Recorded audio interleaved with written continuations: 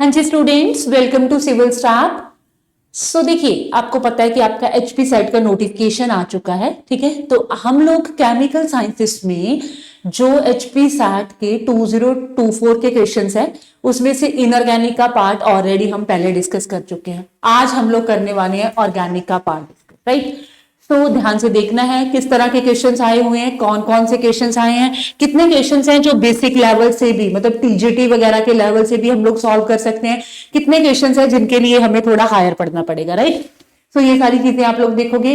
और the main thing, अगर आप मास्टर्स ऑफ केमिस्ट्री में और केमिकल साइंसेस का पेपर है जो आपका वो देना चाहते हो, तो आप लोग कांटेक्ट कर सकते हो सिविल स्टाफ को, राइट। और डेमो क्लास के लिए आप लोग कांटेक्ट कर सकते हो और डेमो क्लास देख सकते हो वहां से, राइट। और हमारा जो केमिकल साइंसेस का बैच है वो 20 जनवरी से शुरू होने वाला है, ठीक है।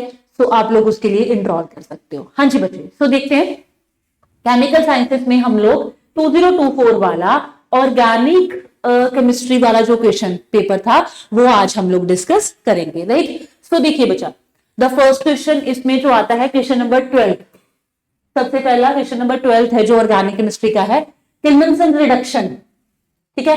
एल्डिहाइड से मतलब एल्डिहाइड या कीटोन कार्बोनल कंपाउंड से एल्कीन बना देता है, मतलब सी डबल बॉन्ड ओ को एल्केन में रिड्यूस कर देता है। बेसिकली ये कार्बोनल ग्रुप को एल्केन में रिड्यूस कर देता है। और किल्विनसन रिडक्शन क्या होता है? Zinc amalgam in acidic medium in the presence of aqueous HCl in medium. फिर आ गया वॉक-फिशर रिडक्शन। वॉक-फिशर भी सेम ही काम करता है, कार्बोनल कंपाउंड को कार्बोनल ग्रुप को एल्केन में चेंज कर देता है, बट ये होता है हाइड्राजीन इन बेसिक मीडियम। सो बी आएगा with 4, hydrazine in basic medium. फिर आ गया आपके पास वॉलहर्ट जिलेंसी रिएक्शन है, VHG रिएक्शन। ये आपको पता है कार्बोक्सिलिक एसिड की रिएक्शन है कि ऐसे कार्बोक्सिलिक एसिड जिनके पास अल्फा हाइड्रोजन होता है, ऐसे कार्बोक्सिलिक एसिड, जैसे ये एक ऐसा कार्बोक्सिलिक एसिड है जिसके पास अल्फा हाइड्रोजन है, तो red phosphorus with halogen, halogen कुछ भी हो सकता है, ब्रोमीन भी हो सकता है या फिर क्लोरीन हो सकता है, वो यहाँ वाला जो अल्फा वाला हाइड्रोजन है उसको रिप्लेस करके वहां पे आपका हैलोजन लग जाएगा और ये वाली रिएक्शन होगी। सो सी विद 2। और बेयर्स रिएजेंट का आपको पता है किसके लिए यूज होते हैं बच्चे? This is use for unsaturation की डिटेक्शन के लिए, दैट इज एल्कालाइन KMnO4, ठीक है। डबल बॉन्डेड से हम लोग डायोल्स बनाते थे, किसमें से? बेयर्स रिएजेंट से, ठीक है। डन। सो हमारा उसके अकॉर्डिंग आंसर क्या बनना चाहिए जी? फर्स्ट आ रहा था, फर्स्ट विद फर्स्ट ही आ रहा था, ठीक है।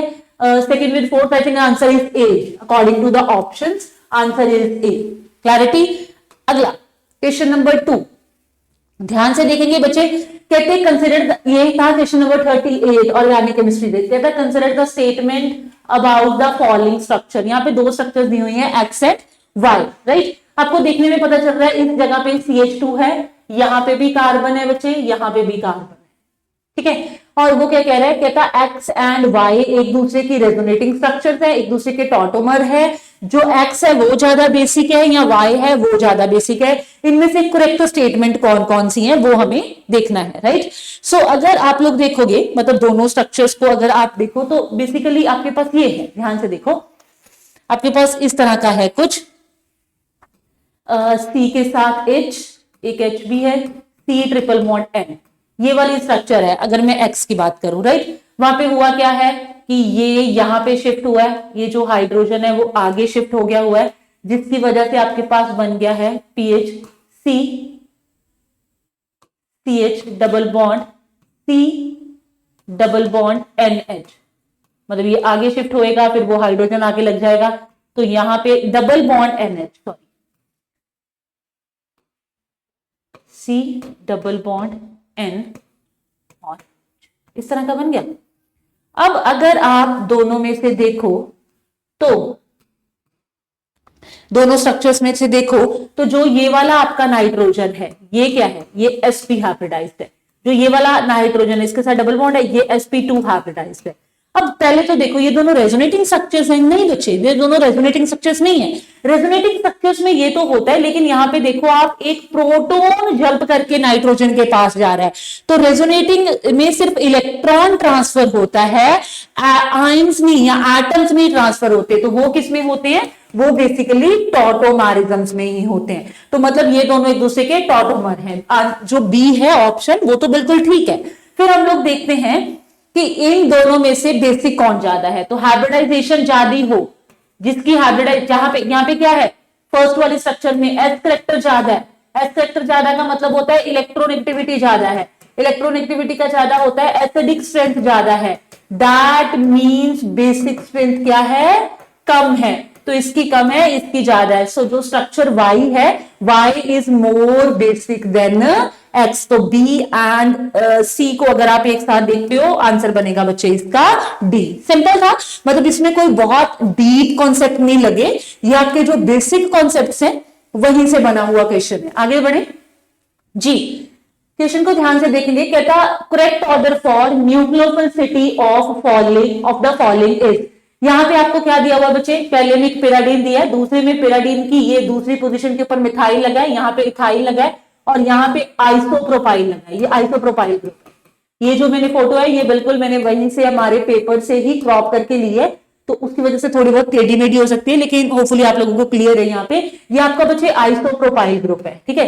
अगर हम लोग इसको देखें तो हमें पता चल रहा है ये क्या है, ये आइसोप्रोपाइल ग्रुप है। तो अगर आप लोग उसके अकॉर्डिंग यहाँ पे देखते हो तो आपको एक चीज बहुत अच्छे से पता होती है।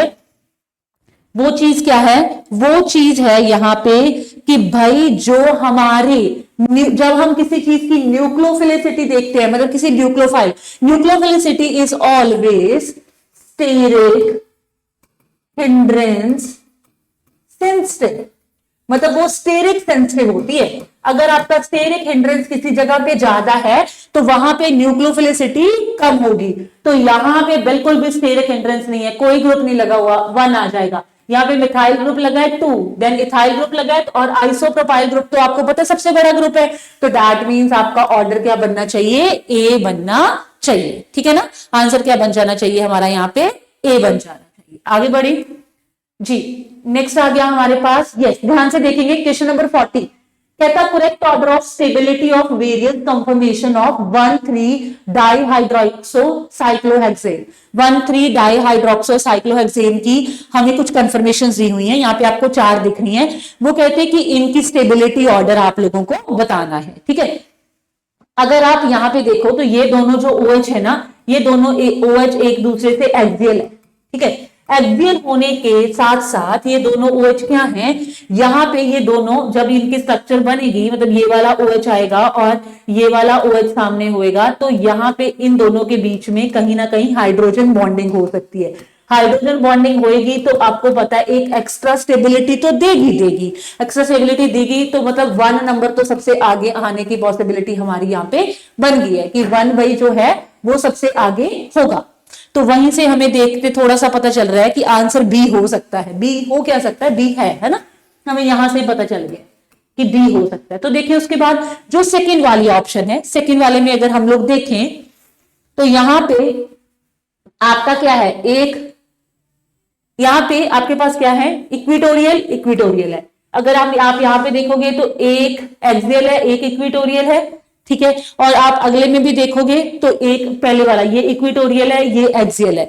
तो आपको पता है जहां पे इक्विटोरियल होते हैं, ठीक है, मतलब आप हमेशा जो इक्विटोरियल होता है हम लोग उसको हमेशा क्या करते हैं, प्रेफर करते हैं, राइट। तो यहाँ पे दोनों इक्विटोरियल है तो ऑटोमेटिकली प्रेफर्ड रहेगा। लेकिन इन दोनों में एक एक इक्विटोरियल है और एक एक एक्सियल है, तो मतलब दोनों का सेम हो गया स्टेबिलिटी, तो मतलब ये हमारा बना बी, राइट। आंसर बन गया बी। आगे बढ़े जी, बहुत अच्छा क्वेश्चन। कहते हैं identify the compound x and y. बहुत इजी, आपको एस्टर का अल्कोहल के साथ रिएक्शन करा रहा है किसी बेस की प्रेजेंस में, क्या होएगा आपको बहुत अच्छे से दिख रहा है। यहां पे ये एसिडिक नेचर शो करेगा, दिस इज नेगेटिव, ठीक है। ये जब एसिडिक नेचर शो करेगा मतलब आप इसको बना सकते हो सीधा, और सीधा भी सोच सकते हो कुछ भी, C4H9 यहाँ पे जब C2H5O नेगेटिव इस जगह पे अटैक करेगा तो ये वाली चीज यहाँ पे ऑटोमेटिकली बाहर आ जाएगा यहाँ से ग्रुप। ठीक है, तो आपके पास कर आके अगर हम सीधा डायरेक्टली भी करें तो आपको दिख रहा है एक कुछ इस तरह का बनना चाहिए OC2H5, और जो दूसरा है वो आपके पास बनना चाहिए C4H9OH। तो एक बनना चाहिए CH3 C double bond OO C2H5 and C4H9OH, मतलब आंसर बिल्कुल C को वो क्या कर रहा है, प्रेफर कर रहा है। ठीक है जी। हाँ जी, क्वेश्चन नंबर 42 का, जब भी आपके पास ये आए PPH3 ट्राइफेनाइल फॉस्फेन, तो ट्राइफेनाइल फॉस्फेन को देखते आपको यहां पे पता चल जाता है ये वाले ग्रुप का हमने अटैक, ये वाला एक ग्रुप है, ठीक है, जिसके ऊपर अटैक होना है, उसका अटैक होना है PPH3 है, तो मतलब आपको पता चल जाता है कि विटिंग रिएक्शन है, और विटिंग रिएक्शन में आपको पता होता है कि आपका जो ये कार्बोनल ग्रुप है इसका क्या बन जाना है, आपके पास एल्कीन बन जाना है और कुछ नहीं होना। ठीक है, जो आपका कार्बोनल ग्रुप है वहां पे उसका आपके पास क्या बन जाना है, एल्कीन बन जाना है। और एल्कीन किस तरह से बन जाएगा, मतलब जो आपके पास वो है CH3 CH3, राइट, वहां पे वो CH3CH3, ठीक, यहां पे बिल्कुल। तो ये आपका कुछ इस तरह से बन जाएगा, जब ये क्लोरीन बाहर चला जाएगा, PPH3 अटैक करेगा इस जगह पे, PPH3 ऐसे लगेगा, फिर ये बाहर चला जाएगा तो ये बन जाएगा। तो ये वाला ग्रुप हम लोगों ने बहुत अच्छे से देखा था कि ये डबल बॉन्ड O की जगह पे आके वो वाला ग्रुप लग जाएगा, तो B बन जाएगा। ठीक है, हम लोग डायरेक्टली इस क्वेश्चन को देखा, आगे बढ़ेगा। हाँ जी, कहते हैं कंसिडर द फॉलोइंग मॉलिक्यूल्स, यहाँ पे कहता है वो एक 1,2 डाइक्लोरोसाइक्लोप्रोपेन है ट्रांस, एक 1,2 डाइक्लोरोसाइक्लोप्रोपेन है सिस, एक है 1,1,2 ट्राइक्लोरोसाइक्लोप्रोपेन। तो कहता अगर आप इनको देखो तो आपको ये बताना है कि इनमें से कौन सा सेट ऑफ मॉलिक्यूल्स है जो डाइस्टीरियोमर्स है, जो डाइस्टीरियोट्रॉपिक है, मतलब इनकी ट्रॉपिसिटी देखनी है हमने। क्या बात करी है उसने कि डाइस्टीरियोट्रॉपिक है, मतलब इनकी हमने क्या देखनी है, ट्रॉपिसिटी देखनी है।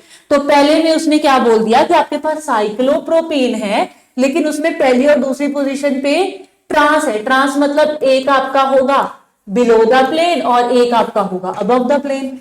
ट्रांस का मतलब तो यही होता है, एक बिलो द प्लेन और एक अबव द प्लेन। और आपको ये बहुत अच्छे से पता होता है कि मतलब यहाँ पे 2 हाइड्रोजन है, यहाँ पे एक हाइड्रोजन मान लो HA है और एक हाइड्रोजन होएगा यहाँ पे आपको पता है दूसरा बिलो द प्लेन वाला HB।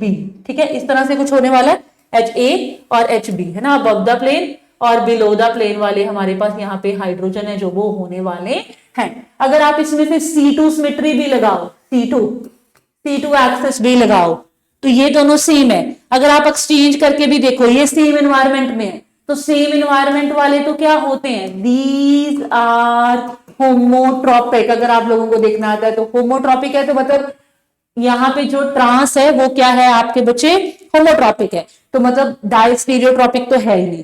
फिर आप कर दोगे सिस की बात, जब आप सिस को देखोगे तो मतलब ये दोनों मान लो अबव द प्लेन है, ये वाला क्लोरीन अबव द या बिलो द प्लेन है, अबव द लगा लो। ठीक है, तो यहाँ पे एक अबव है और एक है बिलो हाइड्रोजन, तो मतलब इसका एनवायरमेंट अलग है अबव वाला, इसका एनवायरमेंट बिलो है, क्योंकि ये देखो ये अब दोनों सेम एनवायरमेंट में थी, यहाँ पे ये अलग थी, इसका एनवायरमेंट में एक ऊपर वाला एक नीचे वाला, इसमें एक ऊपर वाला एक नीचे वाला, सेम बन गया एनवायरमेंट, लेकिन यहाँ पे डिफरेंट है, एनवायरमेंट डिफरेंट है, डिफरेंट केमिकल एनवायरमेंट, डाइस्टीरियोट्रॉपिक। तो ये तो है।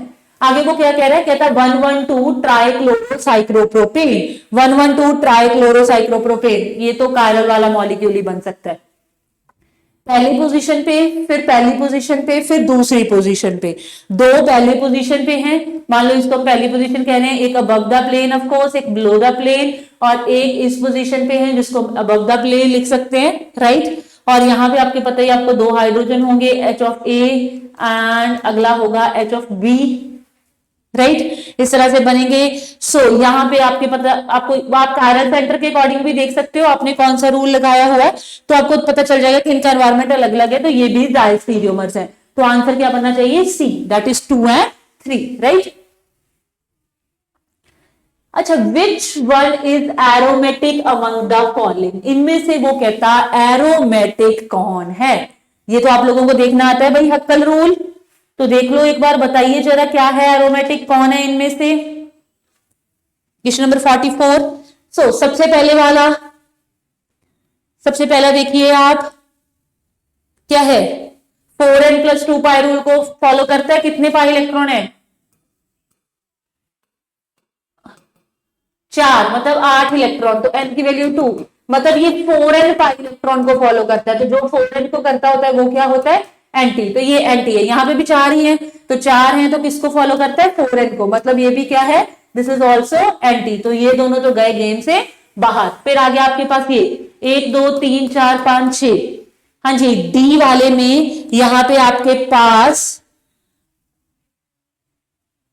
12 है, ठीक है। तो अगर आप 4n के अकॉर्डिंग वैसे तो देखो कि ये करता होता है, लेकिन यहाँ पे ये बड़े ग्रुप होने की वजह से ना ये नॉन प्लेनर होते हैं, मतलब हम लोग देखते हैं कि ये दोनों एक दूसरे के नॉन प्लेनर होते हैं, तो ये तो आपका नॉन एरोमेटिक वाले केस में ही आएगा।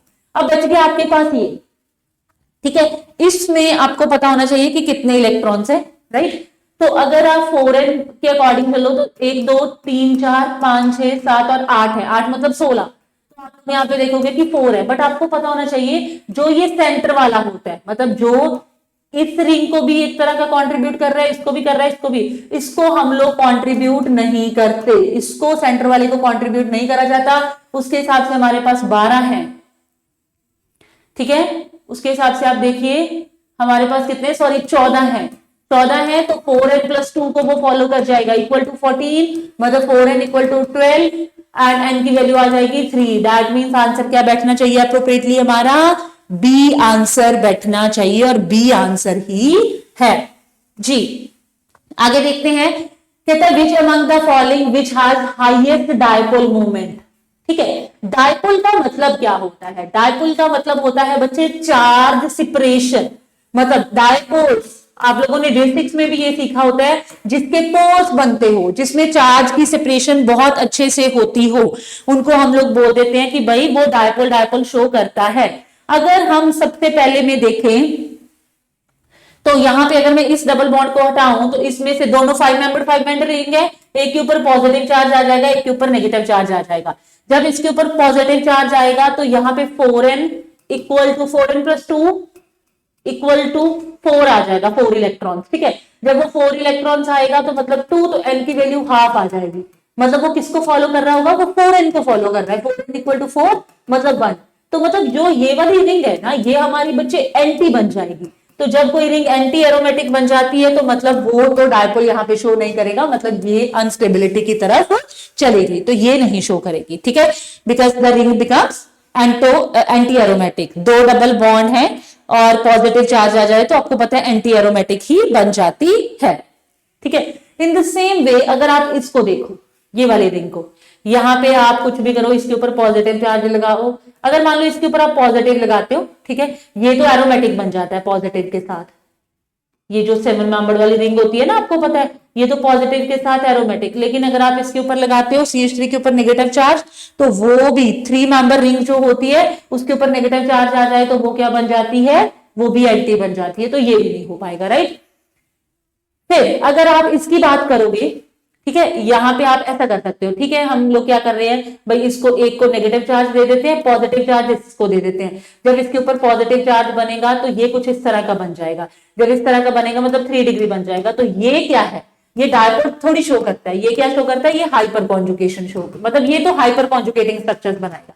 डायपोल ये शो करेगा बट साथ में हाइपर कॉन्जुगेटिंग स्ट्रक्चर्स भी बनाएगा। बी को देख लेते हैं, बी में जब ये टूटेगा बच्चे तो इसके ऊपर नेगेटिव चार्ज, इसके ऊपर पॉजिटिव, ये 7, ये वाली रिंग वाले मेंबर्स के ऊपर जब इसके पास पॉजिटिव चार्ज आ जाए, ये 7 मेंबर्ड रिंग के ऊपर जब पॉजिटिव चार्ज आ जाए तो 6 पाई इलेक्ट्रॉन बन जाते हैं, और इसके ऊपर नेगेटिव चार्ज आ जाए तो 6 पाई बन जाते हैं। तो मतलब ये दोनों क्या हो जाती हैं, एरोमेटिक हो जाती हैं। तो मतलब एरोमेटिक, अगर आपको हाईएस्ट डायपोल देखना है ना, अब बी एंड सी दोनों डायपोल शो करेंगे, लेकिन हाईएस्ट कौन शो करेगा, ऑफ कोर्स एरोमेटिक वाला। एरोमेटिसिटी हमेशा ज्यादा अच्छा नेचर शो करेगी, it show hyperconjugation, hyperconjugation पीछे रह जाएगा, एरोमेटिसिटी को प्रेफर करेंगे। आंसर इज बी, राइट जी। अगला क्वेश्चन देखते हैं बच्चे, कहता है chemical shift value for CH3 proton attach to the group varying electronegativity. Chemical shift की वैल्यू आपको पता है, NMR स्पेक्ट्रम में हम केमिकल शिफ्ट की वैल्यू पता करते हैं ppm में, है ना।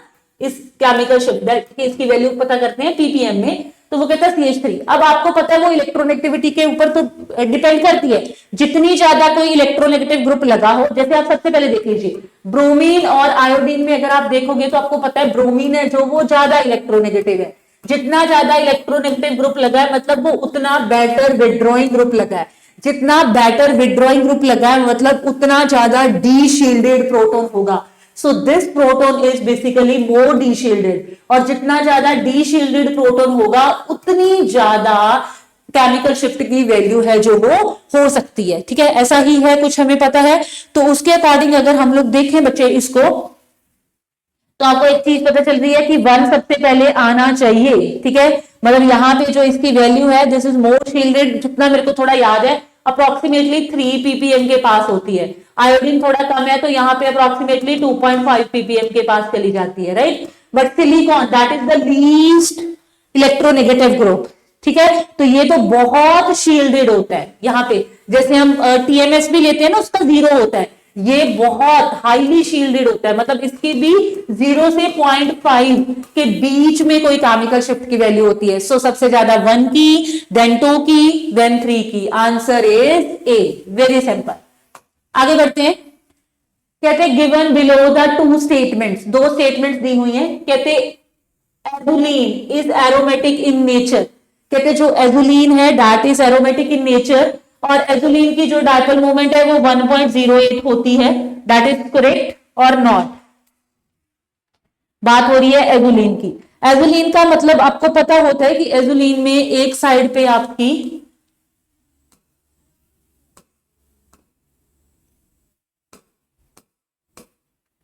ठीक है 7 मेंबर्ड रिंग होती है, और साथ ही साथ दूसरी साइड पे 5 मेंबर्ड रिंग होती है। और हम लोग पीछे पढ़ के आए हैं, देखो एक ही कॉन्सेप्ट, वो जैसे हमने इनऑर्गेनिक में भी देखा था, वो एक ही कॉन्सेप्ट को कितनी बार पूछता है। हमने ये पीछे ही देख लिया हुआ था कि हाँ भाई यार ये एजुलीन है जो, अगर हम लोग इसको देखेंगे तो इसके पास 10 पाई इलेक्ट्रॉन्स है, राइट। जिसके पास 10 पाई इलेक्ट्रॉन्स है तो दैट मीन्स वो 4n+2 को फॉलो करता है।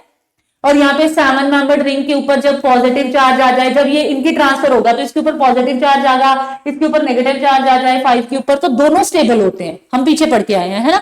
सो अकॉर्डिंगली हम लोग देख लेंगे कि हाँ भाई एरोमेटिक तो है ही, और इसकी जो डायपोल मोमेंट की वैल्यू है वो भी इतनी ही होती है बच्चे। ठीक है, वो चलो थोड़ा याद रखने वाली चीज है। So 1 and 2 both the statements are correct, answer is a. आगे बढ़ते हैं। यस, कहता which is the smallest chiral amino acid. सबसे पहले तो आपको बहुत अच्छे से पता है कि ग्लाइसिन, राइट, जो आपका ग्लाइसिन है, अगर आप ग्लाइसिन की बात करो तो that is NH2 CH2 COOH, तो वो तो है ही एक आयरन, है ना। तो ये तो कहानी से बाहर गया। अब आपके पास बच कौन कौन गया? बच गया भाई हमारे पास सबसे पहले एलानाइन। एलानाइन में क्या हो जाता है? ठीक है, यहाँ पे ये NH2 तो होता ही होता है, राइट। हमारे पास NH2 है ही है, ये वाला वो कार्बन, और इधर COH है ही है।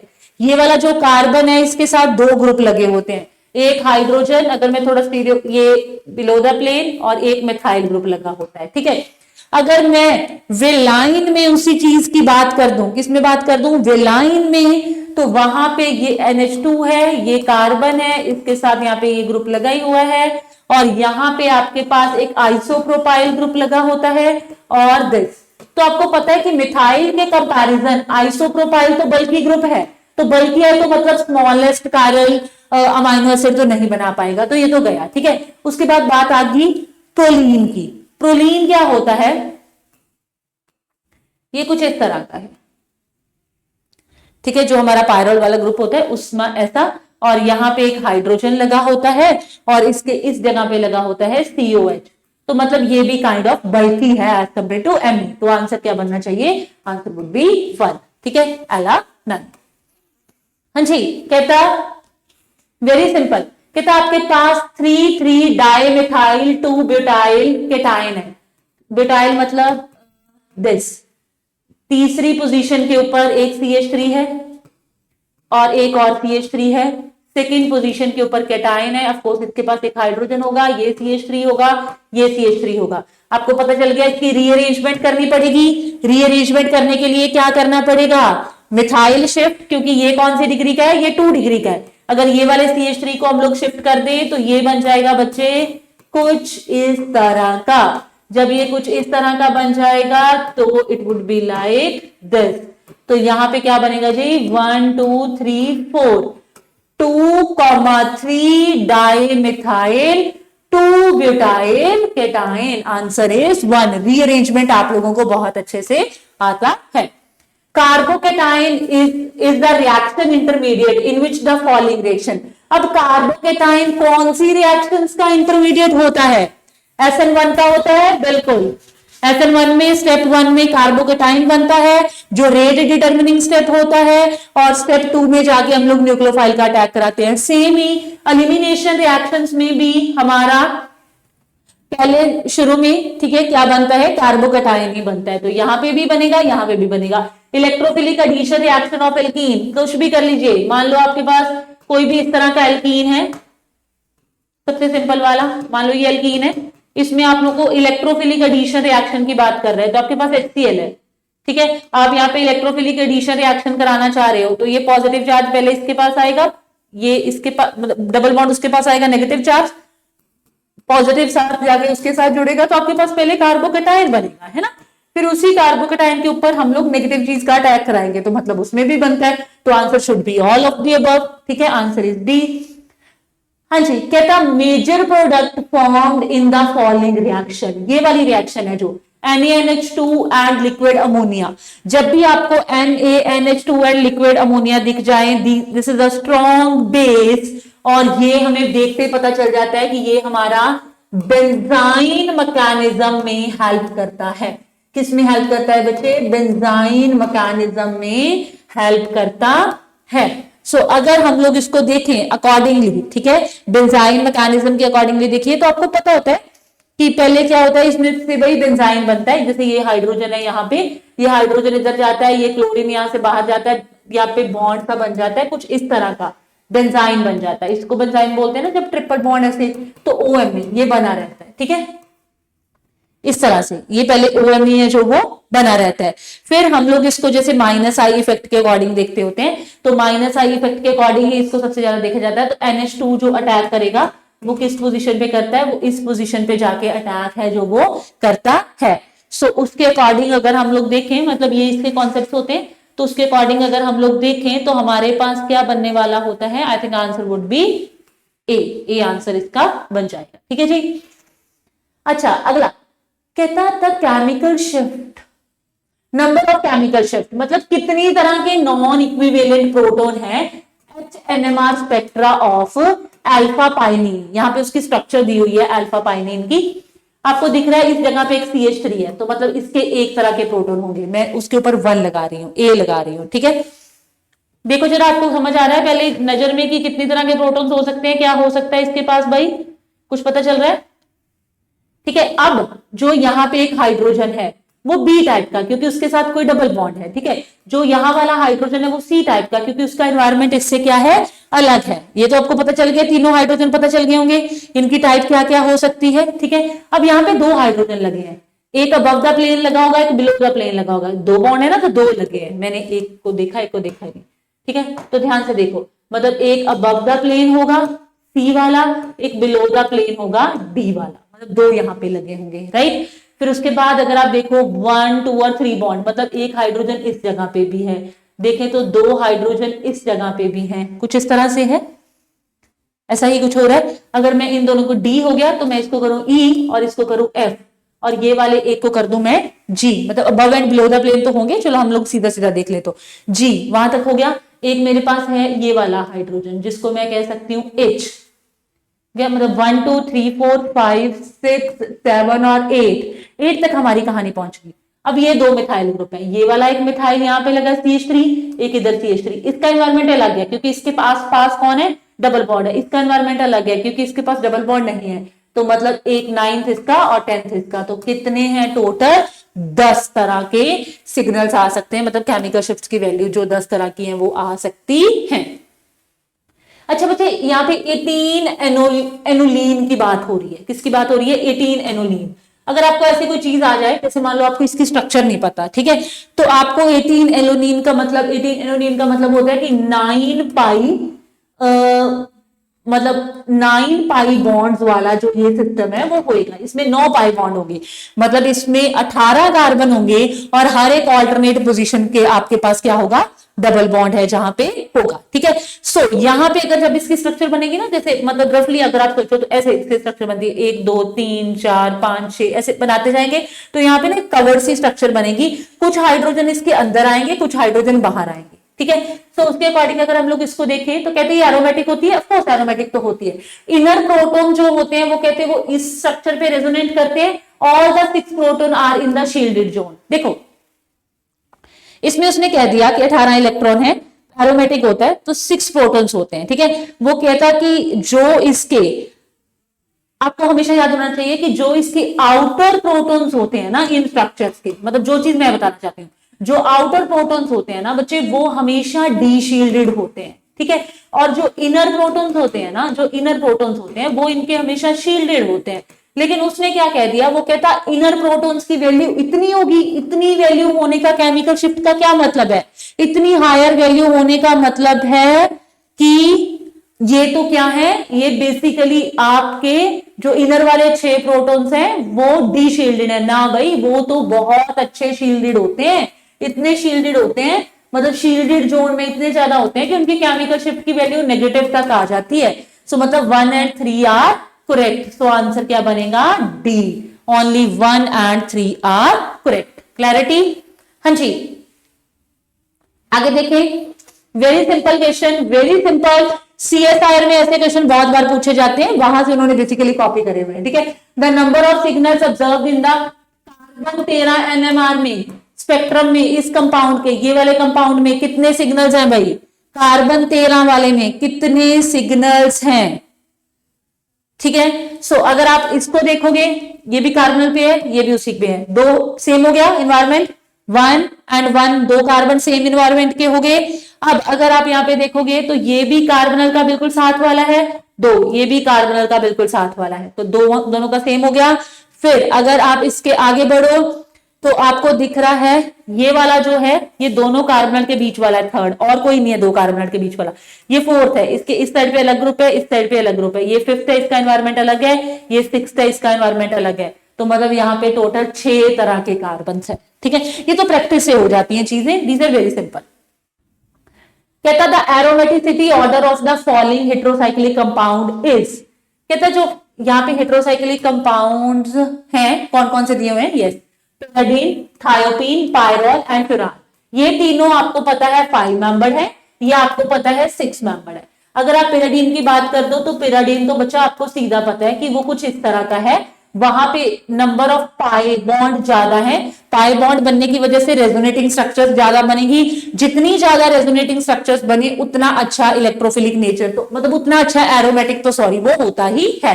सो दैट मींस पिराडीन तो ठीक है, पिराडीन है, पर उसके बाद है थायोपीन। ये सारे के सारे क्या है, यहाँ पे मैं अगर एक्स लगा लूं तो ये सारे इस तरह के 5 मेंबर्ड रिंग है, ये एक्स है। थायोपीन के केस में ये सल्फर होता है, पायरॉल के केस में ये नाइट्रोजन है, और फ्यूरान के केस में ये ऑक्सीजन है। अगर इनका इलेक्ट्रोनेगेटिविटी का ऑर्डर देखो तो ऑक्सीजन की इलेक्ट्रोनेगेटिविटी सबसे ज्यादा है, देन नाइट्रोजन की, देन सल्फर की।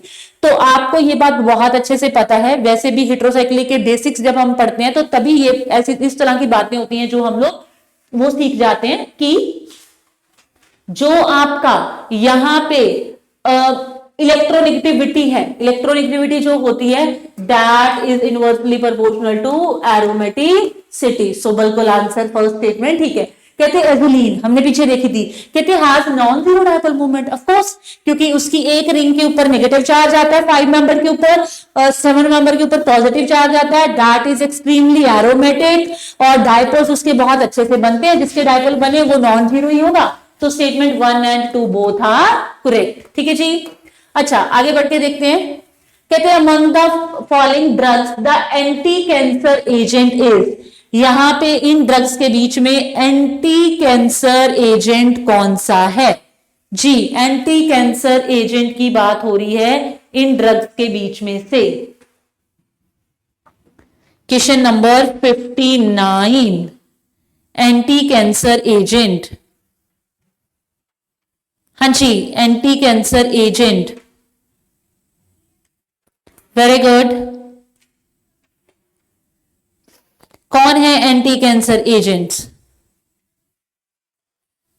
पहले, क्योंकि इस तरह के क्वेश्चंस के लिए मैं थोड़ा टाइम दे रही हूं आप लोगों को, क्योंकि आपको पता चल जाए देखते ही कि आपको समझ आता है क्या है। आपको सबसे पहले दिख रहा है क्लोरोक्यूनिन, है ना, और एक आपको दिख रहा है आपको पता है एल्टेमेटासाइनिन और क्लोरोक्यूनिन। आपको पता है ये दोनों किसके लिए यूज होते हैं? मलेरिया के लिए, है ना, इनका मलेरिया में काम है। देन आपके पास बच गया रेंटेडाइडिन, ये तो एक आंट एसिड का काम करता है, एसिडिटी के अगेंस्ट जाता है ये तो, है ना, तो ये तो एक आंट एसिड है आपको, तो मतलब कौन बच गया? सी। तो आंसर क्या है? सी। हाँ जी, कहता which of the following test is used to distinguishing fructose from glucose. मान लो जैसे एक आपके पास फ्रक्टोज है, फ्रक्टोज आपको पता है ऐसा ग्रुप है जिसके पास आपका कीटोन होता है, मतलब वो ये कीटोसिस है ना। दूसरी साइड पे आपके पास ग्लूकोज है। ग्लूकोज के बारे में बच्चे आपको पता है कि ग्लूकोज है जो वो आपके एल्डोसिस है, ठीक है। अगर आप यहाँ पे ही बात करो तो आपके पास एक होता है पिनऑफ टेस्ट, एक होता है सेलिवेनॉफ टेस्ट, एक होता है फुरप्रल टेस्ट, ठीक है। अगर आप इन टेस्ट में इसको देखो, मतलब ये दोनों टेस्ट तो बिल्कुल सेम होते हैं। जो पिनऑफ टेस्ट है that is a little bit change, मतलब उसका थोड़ा सिस्टम इनसे अलग होता है, लेकिन इन टेस्ट को चलो हम लोग करेंगे तो है ही, है ना। तो जो फुरप्रल है इसमें से, वो जब आप उसकी कीटोन्स के साथ करते हो तो वो एक पर्पल कलर का कंपाउंड देता है, लेकिन वो ग्लूकोज के साथ कुछ भी कलर चेंज नहीं करता। फिर इसी तरह से अगर आप सेलिवेनॉफ की बात करोगे तो वो यहाँ पे चेरी रेड कलर देता है विद कीटोन्स, मतलब विद फ्रक्टोज, बट यहाँ पे ग्लूकोज के साथ वो कुछ नहीं करता। फिर उसी तरह से अगर आप पिनऑफ की बात करोगे तो वो एक ब्लूइश ग्रीन टाइप का कंपाउंड देता है और यहाँ पे वो कुछ भी नहीं करता। तो दैट मीन्स ये सारे टेस्ट इन दोनों को डिफ्रेंशिएट करने में यूज हो जाएंगे। हाँ जी, कहते anion of which of the following compound can give Knoevenagel reaction with an aromatic aldehyde, ठीक है। एरोमेटिक एल्डिहाइड के साथ नोवेगल रिएक्शन इनमें से कौन है जो दिखा जाएंगे, ठीक है। नोवेगल रिएक्शन का होता क्या है, कंडीशन क्या होती है भाई? आपके पास एक्टिव मिथाइल ग्रुप होना चाहिए, ठीक है। एक्टिव मिथाइल ग्रुप मतलब एक ऐसा मिथाइल ग्रुप जिसके साथ यहाँ पे एक्स एंड वाई दो, ये दोनों ग्रुप सेम भी हो सकते हैं, डिफरेंट भी हो सकते हैं। दो ग्रुप लगे हुए आपके पास एक्स और वाई, और that group should be electron withdrawing group. अगर कुछ ऐसा है, अगर आपके पास कुछ ऐसा है इलेक्ट्रॉन विड्रॉइंग ग्रुप, ठीक है, EWG, कुछ इस तरह के ग्रुप लगे हैं, तो वो वहां पे ये वाला जो है यूज करेंगे, है ना। और वो क्या है, एल्डिहाइड के साथ इनकी रिएक्शन कराते होते हैं किसी ना किसी माइल्ड बेस की प्रेजेंस में, तो ये शो कर जाते हैं। तो ये पहला भी करेगा, दूसरा भी करेगा, है ना। ये कुछ भी हो सकते हैं, जैसे ये देखो दो इलेक्ट्रॉन विड्रॉइंग ग्रुप लगे, cyanide carboxylic acid electron withdrawing group लगे। लेकिन अगर आप यहाँ पे थर्ड को देखो, इट कैन डू, बट ये जैसे है, ये आपको क्या चाहेगा यहाँ पे, ये स्ट्रॉन्ग बेस चाहेगा, है ना। तो जब भी आपको पता है एल्डिहाइड्स को स्ट्रॉन्ग बेस दिख जाए तो वो क्या करते हैं, वो तो कंडेंसेशन रिएक्शंस दिखानी शुरू कर देते हैं। एल्डोल हो गया या फिर कैनिजायरो हो गया, तो मतलब ये तो कहानी से बाहर गया, है ना। नेक्स्ट आ गया हमारे पास CH3 CH2CN, ठीक है। तो यहाँ पे आपके पास कोई एक्टिव मिथाइल ग्रुप नहीं है, क्योंकि एक साइड पे डोनेटिंग ग्रुप लगा है, एक साइड पे विड्रॉइंग ग्रुप लगा है, तो ये नहीं करेगा। तो 1 and 2 ओनली, ठीक है, आंसर इज 1। हाँ जी, compound, identify the compound, simply वही सबसे पहले क्या करना है, नेगेटिव मार्कोनी रूल वाला हिसाब है, यहाँ पे हमने अरेंज करना है सिंपल। किसी जब आप इसको बनाओगे तो ऑटोमेटिकली कुछ इस तरह का बना लेते हैं, ये नेगेटिव और ये पॉजिटिव, क्योंकि ये कार्बोकेटाइन पॉजिटिव बन गया, इसके साथ आगे क्लोरीन लग जाएगा, उसके साथ hydrogen, answer is b. Simple, ये तो आप लोगों को वैसे ही आते हैं, है ना। ग्रेट। अच्छा भाई,